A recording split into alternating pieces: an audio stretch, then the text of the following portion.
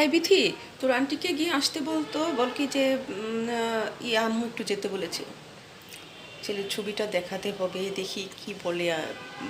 ওর aunty পছন্দ করে কি না, এত হাইফাই বিরাট অবস্থা, এত উচ্চশিক্ষিত, এত কিছু, এখন দেখা যাক পছন্দ করে ওর আন্টি কি বলে। হ্যাঁ, আপু আমাকে আসতে বলেছো। ও, বিথির জন্য পাত্র ঠিক করেছো? ঠিক আছে, দেখি কেমন পাত্র। আচ্ছা।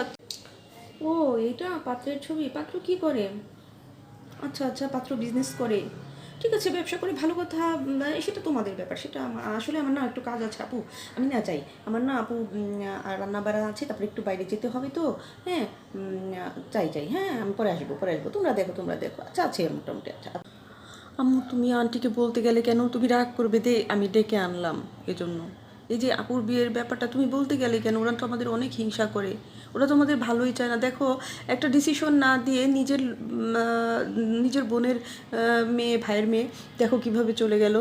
তার মানে সে হিংসা করছে, ওই ভালোটা চাচ্ছে না। ঠিক আছে, তুমি ই করো, তুমি আর আব্বু মিলে আলাপ করো। তুমি রাগ করবে দেখে আমি তখন বলিনি। ঠিক আছে, আমি জিনিসটা লক্ষ্য করেছি, তাই তোমাকে বললাম আম্মু।